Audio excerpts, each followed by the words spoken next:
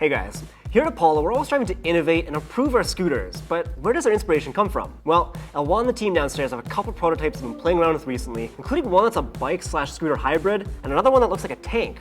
Sounds pretty interesting to me. Let's go and check these out. Hello everyone, we are here today to do another behind the scene episode of Apollo. The first thing you can notice, I don't wear a scarf today, and also I have a beautiful shirt from EV located in BC. So if you are in Vancouver, go check them out. They have our scooter in store. Today, in the behind the scene, we're gonna be showing you two scooters. Both of them are really ugly, but they have a special feature that we inspired ourselves from to develop the future model.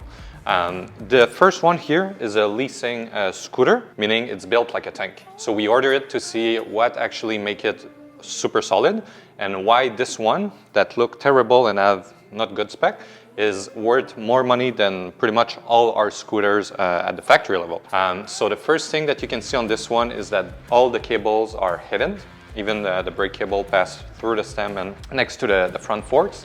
And at the handlebar level here, they put some cap, so even when it's coming out of the brake handle, you don't see them. That's one of my favorite features on the scooter because it looks so clean. It's a really good idea, and you don't really touch the inclination of the brake handle. It's still normal and accessible with your hand, but it's tilted just a little bit, so you can actually have the cover on it, and it looks pretty natural.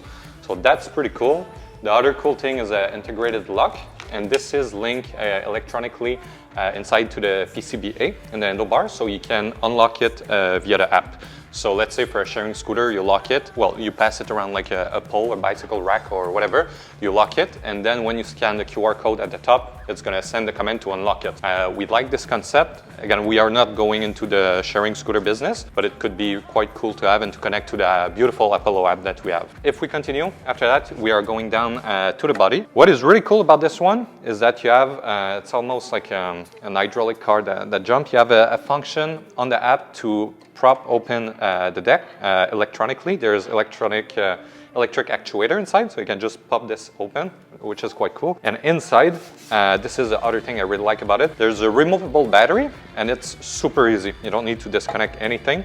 You literally just lift the battery and pull it out like this, and it's coming out like this. And this don't affect the waterproofness of it because there's a seal around all the electronics, which is it's pretty good.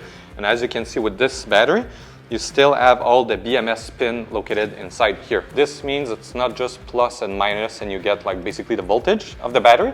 You also get all the data of it. So how many times you charged it, what is the actual capacity of it over the time. You know, you can see the degradation of the battery, just like you can see it on your iPhone. So you can run a battery diagnostic. You can do the same thing with this. And the connector is the same thing. There is a little gasket to be waterproof. So that's pretty cool. And it's definitely something we are looking to do in our future scooter. The reason why we didn't do it yet is because before, as many of you know, we were selling 9-watt ES4, and that was the biggest problem with the ES4. The external battery, which is also removable to a certain extent, is located on the stem, and the rattling were affecting the BMS pin. It was rattling so much the battery that the pin were breaking up, and after that there was no way to fix it because you couldn't really change the connector, well, on the battery. You need a new battery, which is convenient for 9-watt because those are expensive. And also you needed to change the pin on the stem. So we really are looking for a system that with the vibration, it won't damage the BMS pin because we want those pins in our scooters to get all the benefit of the advanced diagnostic of it. After that, we have this fender. The first thing you think when you see it is, what is that? It looked terrible. It's really, as you can see, even at the back, we have like the turning signal here. But even with the turning signals, it's nice, but it looked terrible. What is great about it though, you cannot destroy it. It's extremely solid. It's ridiculous. You'll see later, I'll be jumping on it, and I never saw a fender that strong. And it's not, you know, because it's like short and next to the screw that like it's offering like a good structure. It's super long, but still it's extremely solid. Basically, we cannot break it. We jumped on it, we threw the scooter. It's impossible to break. The reason for this is the internal structure, how thick the fender is, and also the material they use. So for all future fender, we're gonna take that mix of plastic and put it for our fender. It's a bit more expensive, but the result is just out of this world. And lastly, on that scooter, it's those big wheels. You can see those are 12-inch wheel. We call it a honeycomb wheel. It's like a honeycomb kind of structure, but you cannot get any flat with it because there's no air in it. We don't really like that. We also made like a prototype of a scooter that's gonna come out at the end of the year with this, and it's okay, but it's not comfortable. This scooter really allowed us just to feel what a 12-inch wheel actually feel like. You know, when we go over bump, we have a test like route here with bumps and everything, so we can test all the size of the tire and all type of tires on those bump and compare them. The 12-inch really make a big difference. Those one are a bit too narrow for me, for my taste, but the circumference of the 12-inch really changed a lot about how you feel on the scooter. And you can see this one don't even have a suspension at the back, and it does feel pretty good. So with solid tire, no suspension, feels great. Imagine what we can do with air tires, 12-inch with a suspension at the back. It's going to be a game changer. So the next scooter that we have is this bad boy here. Some of you might saw it online. It just came out. It's one of the first, I think, prototype that was sent. And the reason why we got it is because of the structure of it. You can see this one have lateral platform that you can stand on. So compared to like a normal scooter, like the sharing one that we have here, you won't be putting your feet like a regular scooter, basically. This one is being put on each side like a EUC, you know, like the uni wheel thing, like the King Sun. So it's pretty interesting. So we wanted to try, is it actually stable? Because it does look pretty cool and different. And is it comfortable to ride? And the answer is yes. This one, there's some flaws about where the center of gravity is. And when you accelerate too much, you can actually like tilt backward with it. So there's some adjustment to be made of where do you place a platform, more in the front, more in the back, also the height, and also where compared to the wheel. You can see now it's straight in the middle. There's some tweak we can do to make it feel even better than what it is right now. And the other nice thing about it, it's actually, for me, it's the frame. It looks like a scooter that can go in the desert. It's like I call it like the Sahara because of the color, but just the style. You can say you can put like your water supply here if you want to go in the desert, and you actually have a pouch here to put maybe your ration and some food. You know, it's really cool, and you can actually remove all of this, which is pretty convenient. Personally, I'm not a fan of the style. Like, okay, Sahara, it sounds cool, but like I would see this model maybe in black with like a nicer pouch. And let me remove them so you get an idea of what it actually looked like under it. Let's see, we remove this. So you can see it's super quick to remove, which is also nice. Like this, those pouch. Look like a fanny pack, maybe an Apollo one in the future. And this also can be removed. And one thing that is pretty cool about it, it's where the charging port is located. It's inside the pouch, and it's so it's a little bit more waterproof, but also just like where it's located. It's different than the usual like 3-pin on the side. It's inside here, and I just like to see new things, and that was pretty cool. And this is actually where everything is located. So the battery is located here.